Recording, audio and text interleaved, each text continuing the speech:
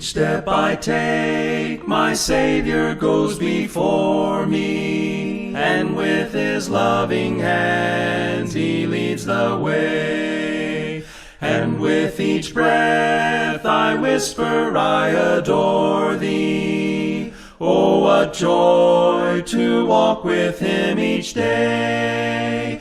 Each step I take, I know that he will guide me to higher ground. He ever leads me on, until someday the last step will be taken. Each step I take just leads me closer home. At times I feel my faith begin to waver, when up ahead I see a chasm wide. It's then I turn and look up to my Savior. I am strong when he is by my side. Each step I take, I know that he will guide me to higher ground. He ever leads me on, until someday the last step will be taken. Each step I take just leads me closer home. I trust in God no matter come what may, for life eternal is in his hand. He holds the key that opens up the way, that will lead me to the promised land. Each step I take, I know that he will guide me to higher ground. He ever leads me on, until someday the last step will be taken. Each step I take just leads me closer home.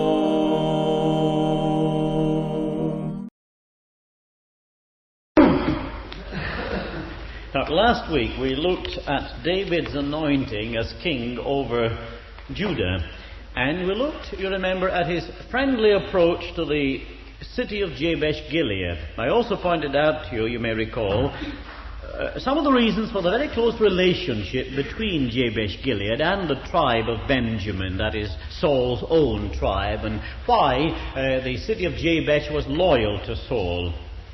So we needn't go into that today. I want us to pick up at verse 8 of chapter 2. Because commencing at that verse, we find that although Saul was dead, David still had a very determined enemy in Abner, the commander of Saul's army. In fact, Abner took over, you might say, the leadership in the opposition to David, for a couple of very good reasons. In the first place, Abner was Saul's cousin, and in the second place, he was commander of the army, as I just said. So this was this double attachment to the royal house of Saul, first by office and then by birth. And you remember too that Abner was the one who all along had been responsible for conducting the hunt for David under the reign of Saul. And that hatred, that animosity, wasn't very likely to vanish quickly overnight. Again, there's another possibility too. It's possible that Abner himself had visions of grandeur, in the sense that he rather fancied his own possibility of becoming king over Israel. We find that in verse 8 that Abner took Ishbosheth, the son of Saul, and made him king. Look, just read that, see how it reads there. It says, "Now Abner the son of Ner, commander of Saul's army, had taken Ishbosheth the son of Saul and brought him over to Mahanaim and made him king over Gilead." And so on. He took him, he brought him, he made him king. Who is the one who's doing the work here? Who is the man of action? It's Abner. Ishbosheth seems to have been a rather weak-kneed kind of character. He doesn't act for himself. He's acted upon. It's Abner who takes the lead. It's Abner who's dominant. Ishbosheth, in other words, is wholly passive. And at this stage, it's pretty obvious that Abner was the power behind the throne. And as I say, who knows, perhaps one day he saw himself sitting on the throne of Israel, because after all he was of the royal family. Well, this may explain the unpleasantness that we're going to have to look at in a moment or two, the unpleasantness between Abner and Ishbosheth. But first, before we look at that, look at the rather strange battle that took place between the supporters of David and those of Ishbosheth. The story begins at verse 12. Let me read some of these words for you. Abner the son of Ner, and the servants of Ishbosheth the son of Saul, went out from Mahanaim to Gibeon. And Joab the son of Zeruiah, and the servants of David went out and met them at the pool of Gibeon. And they sat down, the one on the one side of the pool, and the other on the other side of the pool. And Abner said to Joab, "Let the young man arise and play before us." And Joab said, "Let them arise." And they arose and passed over by number 12 for Benjamin and Ishbosheth the son of Saul, and 12 of the servants of David. And each caught his opponent by the head and thrust his sword in his opponent's side, so they fell down together. Therefore that place was called Helkath Hazurim, which is at Gibeon. And the battle was very fierce that day, and Abner and the men of Israel were beaten before the servants of David. Now, as I said, it seemed rather strange, but here is the situation. There's hostility, there's conflict. And Gibeon, the pool at Gibeon, is the place where the two opposing armies meet. Now, the pool, the remains are still alive today. It's still there today, still to be found today. The pool is about 120 feet long and 100 feet wide, and it's fed from an underground lake, which in its turn is fed by a spring. In other words, it's a reservoir catching the overflow from an underground lake. And it's still there, as I say. As a matter of fact, they fairly recently made some interesting discoveries in terms of pottery in that very pool itself, dating it. And the one group sits at the one end of the pool, and the other group sits at the other end. Now, the suggestion is made by Abner that in order to keep down the slaughter, that men don't die unnecessarily, they have a sort of medieval bout. In other words, they send out 12 champions, 12 representatives from either side, and these 12 men fight each other. And on the outcome of that particular battle, that particular conflict, the battle will be decided, won or lost. Now, there's a good reason for them suggesting that, too.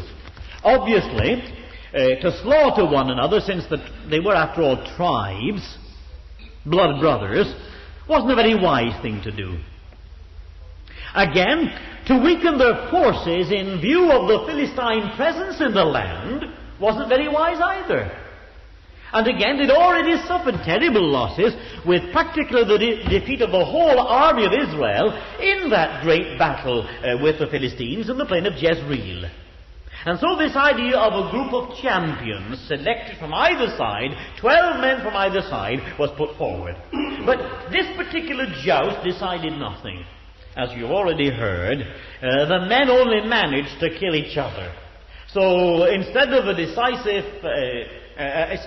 decision, you get 24 dead soldiers. And because the battle was indecisive, they had a full-scale battle.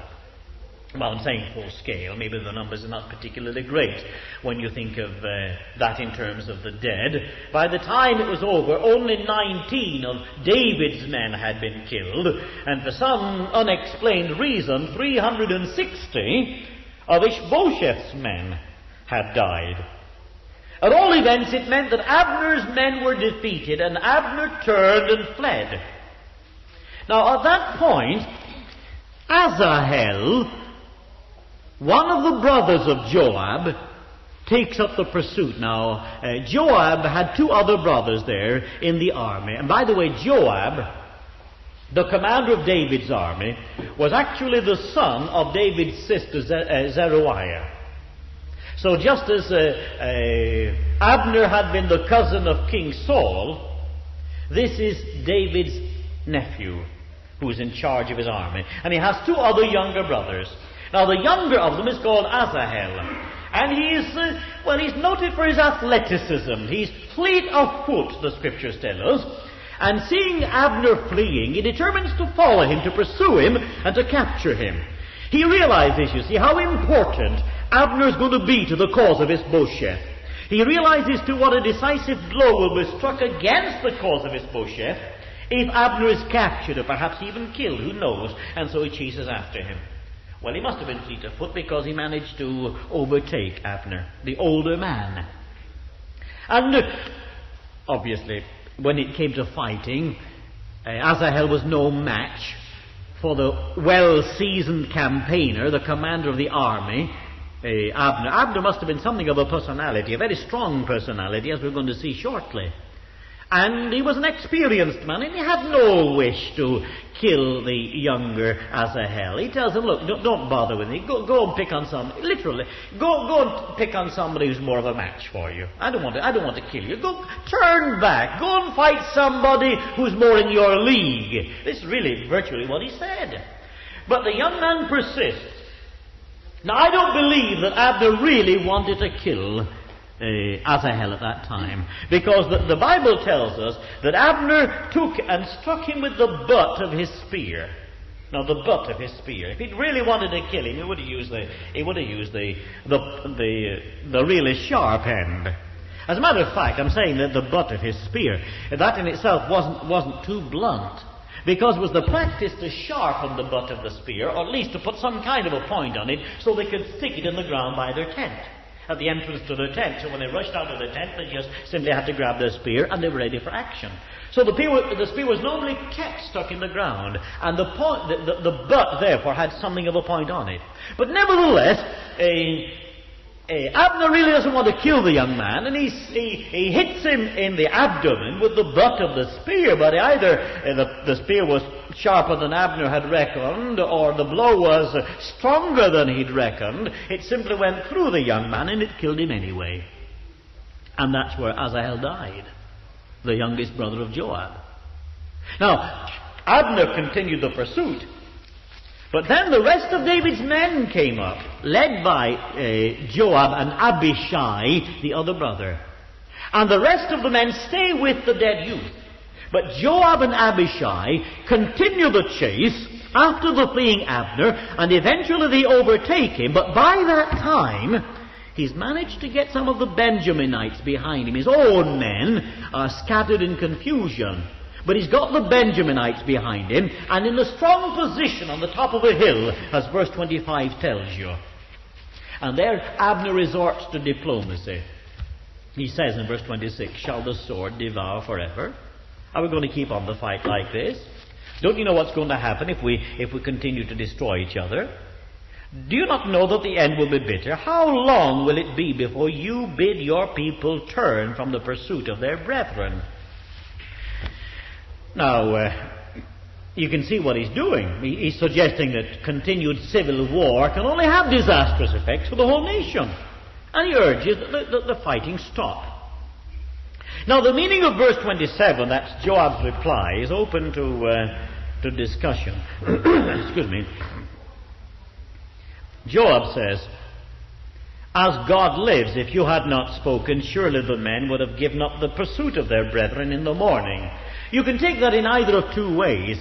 You can take it as Joab saying, look, even when we were back there by the pool of Gibeon, if you hadn't suggested the battle, if you hadn't suggested the contest, our men would have turned and gone home the next morning anyway. Or you can take it as Joab saying, well, we only intended to pursue you until morning, in other words, to get you out of the territory, and then we intended to give it up anyway. But at all events, they end the pursuit there and then. Stop they did. But it doesn't mean that that was the end of the hostility between David and Ishbosheth. Verse 1 of chapter 3, there was long war between the house of Saul and the house of David. Now that doesn't really mean constant battles. It doesn't mean open war. It means continued hostility. There was a kind of cold war between the two kingdoms, the two kings and their supporters. But, as that same verse tells you, David was getting stronger all the time. And Ishbosheth was getting weaker. The house of Saul was getting weaker. There's a reason for that, of course. More and more people were coming to recognize that David was the Lord's anointed. And more of Israel were rallying to David's banner. While on the other hand, perhaps because of mismanagement, perhaps because of the indecisiveness of his reign, the weakness of his own character, people were leaving the cause of Ishbosheth and turning to David. Now that's the good news. But if you look at verse 5, verse 2 to 5, yes. And I'm not going to read all these names for you, just have a look through them. Sons were born to David at Hebron. The firstborn was Ammon, from Aminoam of Jezreel. Second, Chileab of Abigail, the widow of Nabal of Carmel. Absalom is mentioned there. Adonijah is mentioned. And later, though not mentioned, there's among the sons of David is Solomon of Bathsheba. But you count the number of wives that are mentioned there. Count them. Well, let's go through the names and count the wives. There's there's Ahinoam of Jezreel, that's one. Abigail, the widow of Nabal, that's two. There's Maacah, daughter of Talmai, king of Geshur, three. There's Haggith, four. There's Abital, 5. There's Eglah, 6. And then there's later Bathsheba, 7. And there's Micah, 8. So David as a king had a harem, because that's literally what it amounts to. All of these women were his wives, and of course this is an insight into the domestic situation of David. Why ever wise men ever did that kind of thing, I will never know. Because there's never been a kitchen big enough to hold 2 women, much less 8 women. Perhaps they all lived apart. And really, David is sowing the seeds of his own trouble. It always happened when you had a domestic situation like this, where you had a number of wives and the children born of those wives. Look here. In the case of David, there's Amnon. Amnon commits a grave offense later on against his half-sister, who is the sister of Absalom. The girl's name is Tamar. Absalom doesn't like it one little bit, and he schemes to kill his half-brother, Amnon. He does it too. There's Absalom himself, who later on fancies himself as the king and schemes against his father David, leads a rebellion against David, and ends rather disastrously himself, hanging from an oak tree by his long hair, and Joab comes along and sticks three daggers into him, and that's how he finishes up. There's Adonijah, another of the sons here. He rather fancies himself as heir to the throne, and he rebels against David. Later on, after the death of David, he resorts to a scheme to try to get the kingdom for himself, and Solomon has to get rid of him. His own half-brother has to get... it's just sheer tragedy. There's incest, there's murder, there's all kinds of rebellion within David's own family, simply because of the fruits of polygamy. Why ever those Mormons on the television about a couple of weeks ago could say that it was a benign institution, that this was the ideal good, I'll never understand. I can only think that either those Mormon wives were brainwashed. Certainly they're not the kind of women that we know that live together in that kind of situation. And at least they did admit at one point in the discussion, you may remember if you saw the film, that maybe the little sort of sparks of jealousy and envy did appear from time to time. I think they were being less than honest, to be quite truthful with you. So there in that list of names, you've got the rumblings of the trouble to come, and we'll be looking at that trouble in more detail later on. However, at verse 6 of that 3rd chapter, you go back to Abner. Notice it's very significant because it says that Abner was making himself strong in the house of Saul.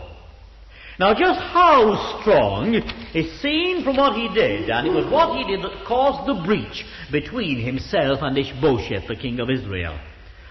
One of the dead King Saul's concubines, now he had a harem too, you see, was named Rizpah. And Absalom evidently felt a strong attachment to this woman. In fact, it was more than an attachment and an attraction. It was, to put it mildly, an intimate association.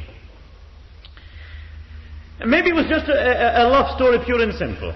Here is a very strong personality, a man in a strong position, evidently manipulating the king, and who is to deny the possibility of Rizpah here being enamored of this mighty man with great possibilities before him and falling for him? As I say, perhaps it was just a simple love story.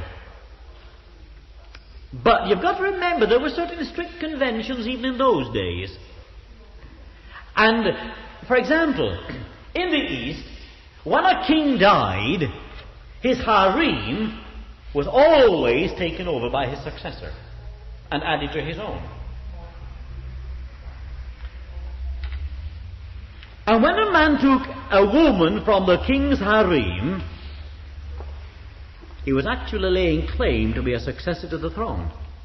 And his behavior would be interpreted that way by everybody who got to know of it. For example, in the second book of Samuel, chapter 12, later on. Let me read this to you. Listen to what the prophet Nathan says to David in chapter 12 and verse 8. Well, verse 7. Nathan said to David, "You are the man. Thus saith the Lord, the God of Israel, I anointed you king over Israel, and I delivered you out of the hand of Saul, and I gave you your master's house and your master's wives into your bosom, and gave you the house of Israel and Judah." Now here's David taking over Saul's harem. Later on, when Absalom has visions of grandeur himself, Ahithophel, one of David's advisors who espoused the cause of Absalom, gives him advice. He says, "Go and take your father's concubines." This is when David is an old man. "Go and take your father's concubines and let everybody know that you're taking your father's concubines, and that will be tantamount to laying a claim to your father's throne when he dies." Well, it didn't work for him, as it never worked. Later on, there's Adonijah, this other son of David, tries a similar trick. Just after David has died, he goes to Bathsheba, the mother of Solomon. Now, Solomon is the heir apparent, because David has also chosen Solomon to be king, and God has chosen Solomon to be king. But Adonijah fancies the throne himself, and he goes to Bathsheba, and he says, "I want to make a request of you. There's one of the girls there that I would like to take to be my wife. Will you ask Solomon to give her to me from David's harem?" And Bathsheba, she's as green as the grass. She's quite innocent, quite naive. She doesn't understand what's behind this. And she goes along to her son. And Solomon says, "I'll give you anything you... Can I make a request? Anything you like," he says. Well, she says, "Well, Adonijah's asked for one of your father's concubines." And Solomon saw through this right away. He was in a towering rage in a minute. He said, "Why don't you ask for the kingdom?" Because he saw the significance of it. And he said, because Adonijah's dared to do this, he'll surely die. He'll die today. And he did die that day. You see, that was a scheme. Well, with this background, you can well understand why Ishbosheth was at least suspicious when Abner took one of the concubines of King Saul, his father. As I say, it might have been perfectly innocent. But a seasoned campaigner like Abner, a man with that kind of experience, must have known how it was going to be interpreted. And yet he puts on an air of offended innocence and immediately renounces his allegiance to King Ishbosheth and announces his intention of going over to David.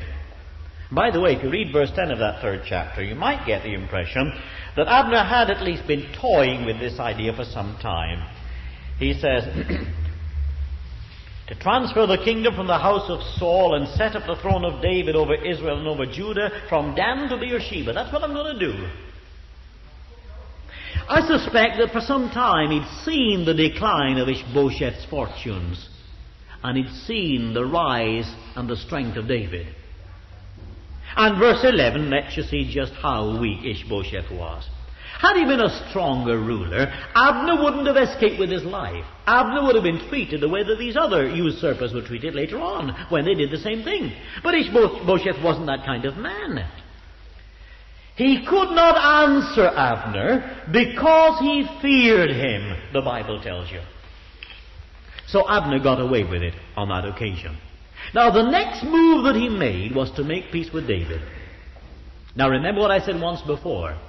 Namely, that often the Easterner will come along and he'll make a statement in the form of a question. For example, when the Ziphites wanted to tell Saul where David was hiding, they came to him and said, "Is not David hiding in the strongholds of such?" They weren't really asking a question or seeking information. They were making a statement in question form.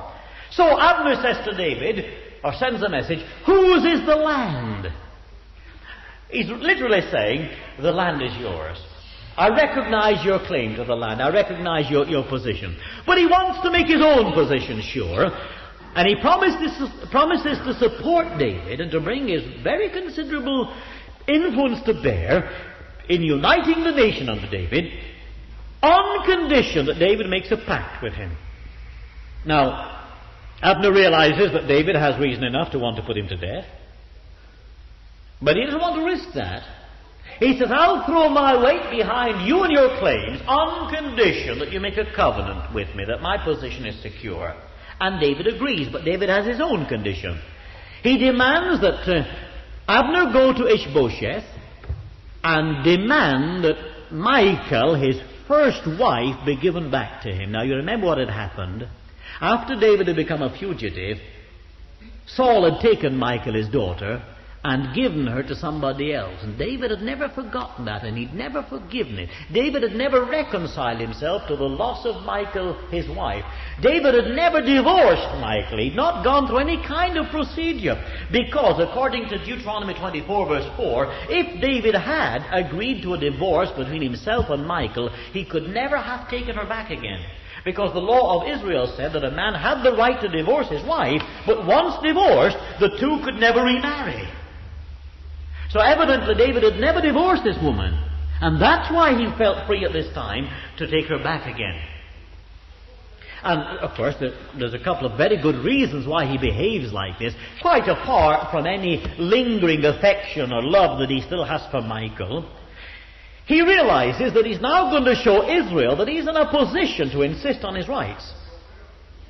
And secondly, by taking Michal again before the whole people, he's establishing his position as Saul's son-in-law, and consequently enforcing his claim to the throne.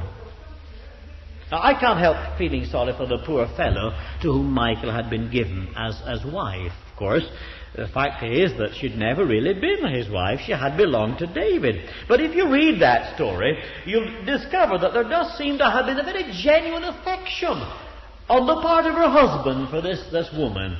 Because when Abner is bringing her to David, the husband follows behind, weeping, until Abner says, "No, go back home again." In other words, I imagine that was accompanied by certain threats. And the poor fellow simply had to turn back and go home again.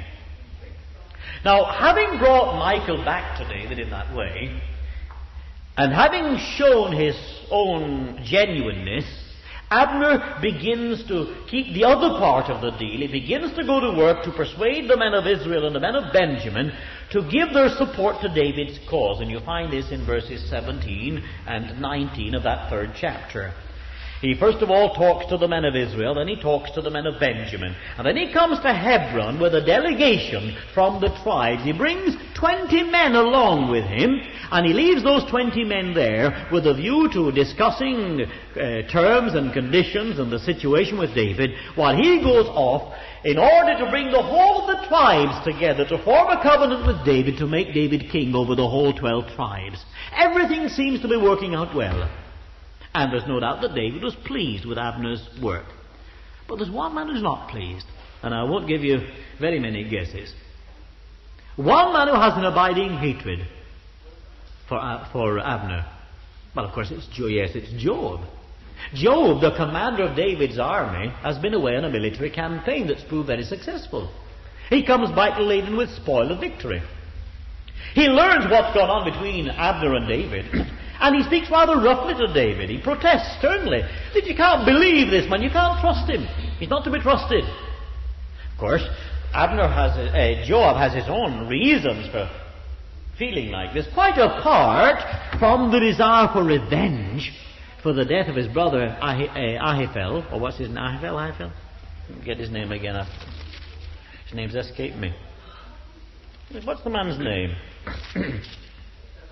Asahel. They all begin with A, you see, and you get a bit mixed up.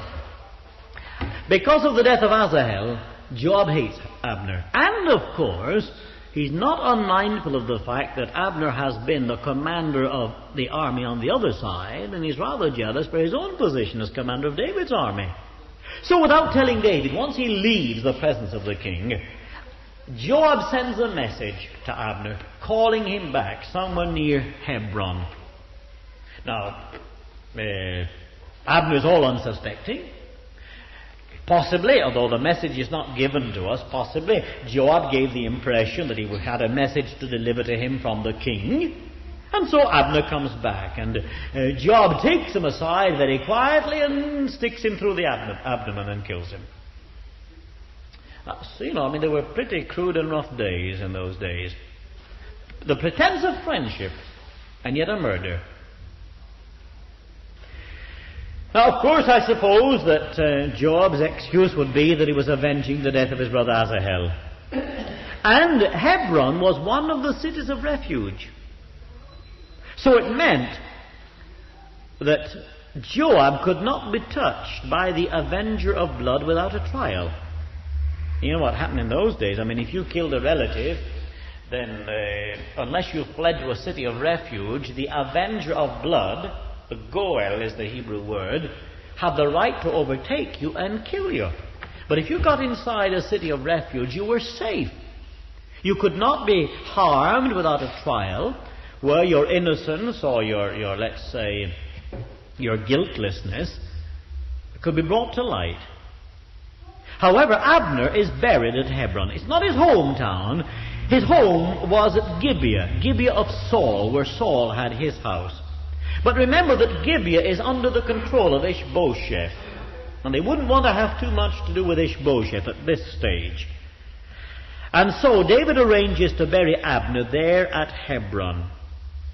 That's a mark of not only genuine sorrow, but a mark of appreciation for what Abner's been trying to do.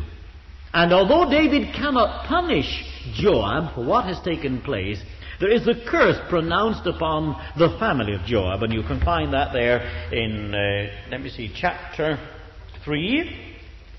And what's the verse? 29, yes. May it fall upon the head of Joab and upon all his father's house, and may the house of Joab never be without one who has a discharge or is leprous, or who holds a spindle, in other words, somebody lame, or who is slain by the sword, or who lacks bread. So we read that Joab and Abishai his brother slew Abner because he had killed their brother Asahel in the battle at Gibeon. But this is now the beginning of the uniting of the kingdom under David. Abner is out of the way. Saul is out of the way. In a very short time, Ishbosheth will be murdered by his own captains who get him out of the way. And so the way is being cleared for David to become king over the 12 tribes. Now we've... Would you be free from the burden of sin? There's power in the blood, power in the blood. Would you or evil a victory win? There's wonderful power in the blood. There is power, wonder-working power in the blood of the Lamb. There is power, wonder-working power in the precious blood of the Lamb. Would you be free from your passion and pride? There's power in the blood, power in the blood. Come for a cleansing to Calvary's tide. There's wonderful power in the blood. There is power, wonder-working power, in the blood of the Lamb. There is power, wonder-working power, in the precious blood of the Lamb. Would you be whiter, much whiter than snow? There's power in the blood, power in the blood. Sin stains are lost in its life-giving flow. There's wonderful power in the blood. There is power, wonder-working power in the blood of the Lamb. There is power, wonder-working power in the precious blood of the Lamb. Would you do service for Jesus your King? There's power in the blood, power in the blood. Would you live daily his praises to sing? There's wonderful power in the blood. There is power, wonder-working power in the blood of the Lamb. There is power, wonder-working power in the precious blood of the Lamb. Great is thy faithfulness, O God my Father. There is no shadow of turning with thee. Thou changest not, thy compassions, they fail not. As thou hast been, thou forever wilt be. Great is thy faithfulness, great is thy faithfulness. Morning by morning new mercies I see. All I have needed thy hand hath provided. Great is thy faithfulness, Lord, unto me. Summer and winter and springtime and harvest, sun, moon, and stars in their courses above, join with all nature in manifold witness to thy great faithfulness, mercy, and love. Great is thy faithfulness, great is thy faithfulness. Morning by morning new mercies I see. All I have needed thy hand hath provided. Great is thy faithfulness, Lord, unto me. Pardon for sin and a peace that endureth, thine own dear presence to cheer and to guide. Strength for today and bright hope for tomorrow. Blessings all mine with 10,000 beside. Great is thy faithfulness, great is thy faithfulness. Morning by morning new mercies I see. All I have needed thy hand hath provided. Great is thy faithfulness, Lord, unto me.